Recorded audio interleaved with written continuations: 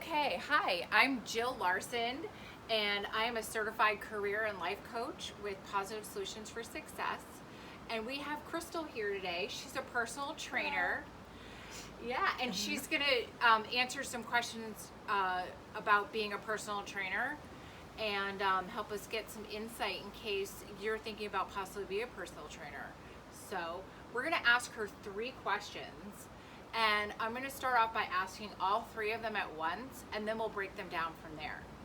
So the first question is, what are 3 things that you absolutely love about being a personal trainer? And then the second question is, what are 3 things that you find challenging as a personal trainer? And the third question is, what advice would you give to somebody that is possibly considering being a personal trainer? Okay. All right, so let's start off. Christal, what do you absolutely love about being a personal trainer? Okay, I think the first 3 things that come to mind are that I love to help people be healthier, feel stronger. I love that aspect, that I'm improving other people's lives. So that's the major one. I love my time flexibility, that like I'm not stuck somewhere for 9 to 5. I get to create my schedule, so I love that aspect. I also love that it forces me to be my own avatar. Like I am going to show up for people the way they need me to show up. So it's going to make me be the healthiest, strongest person for myself. So I think those would be my top 3. Okay, cool. All right. So she loves the way that she can help people.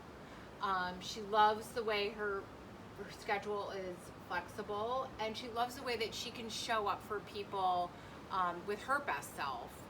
By being a personal trainer, she has to work out with her clients, and so that gives her the motivation to live the lifestyle that she wants to live. Yeah. Okay, what are 3 things that you find challenging about being a personal trainer?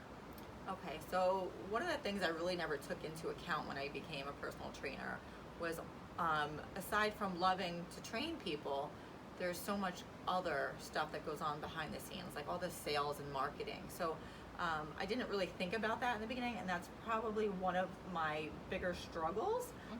Although I'm enjoying the challenge, it's definitely not something I thought of at first. So the marketing sales part of it. Also, it's not like a guaranteed paycheck every week. So me building my own business, that same amount every single week is not the same. I'm not making the same amount. So some weeks are, it could be really great, and then some clients might be traveling or away for a little bit of time, which might make my paycheck fall down.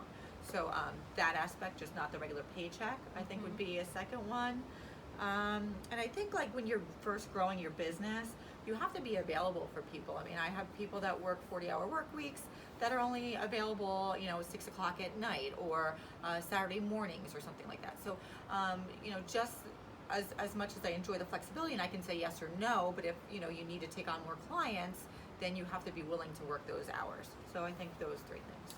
Okay, so just to recap, Christal said that some of the challenges that she has is that when she first started to decide to be a personal trainer, she didn't quite realize that she is running her own business and all the aspects that it takes to run a business. One of them is sales and marketing and doing promotions and social media and stuff like that. Is, aside from being a really great personal trainer, she has to also do these other things. And then she also said that sometimes she has to be available nights and weekends for people that do work 9 to 5 jobs. And that she also doesn't have like a steady paycheck that's like guaranteed, certain amount at the end of the month that, she can have direct deposit into her account and know that she's going to pay her bills. Sometimes it's the flexibility, of her paycheck it goes up or it goes down depending on what's going on with her client flow.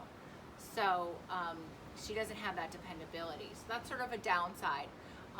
What are 3 things that you would like what advice would you like to give to somebody that's considering maybe doing this as a career? I would say definitely put in the research, because some people, especially the younger kids coming into this, they don't do the research to know that, you study hard and you put in all the work, and then you pass your exam and you become the certified personal trainer. But what you also need to know is that that certification only lasts 2 years, and that you're going to need to further your education. So, and that's going to cost you more money. So you're going to put the money into yourself and further your own education, which is definitely needed. But just know that that's something that you're going to have to do. There's continued education, more studying, more exams, more learning. So that's something that, so that's yeah. one bit of advice is to always keep learning. Yep. And then I would also say is something that you might not be aware of. As a personal trainer, you are not allowed to give any nutritional advice. And we know that in order to get great results and faster results, you need to be eating right and with your training in order to get the best results. Okay, so the best thing to do is continue your education with nutrition so that you are allowed to give the proper advice and you know what you're talking about. And you're qualified to Yes, give that advice. exactly. So it's a combination. Like you're becoming a personal trainer is one thing, and getting that certification, and then having the nutrition connection with that is another certification.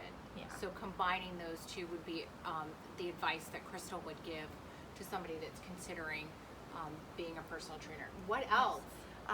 Let's see. So I think the third thing would be to know that when you're first starting off, it's important to have some money saved up as you grow your business part-time, and maybe have a part-time job as well, so until you build up the clientele. Otherwise, you can always start off working in a gym and getting, the proper training that you might need.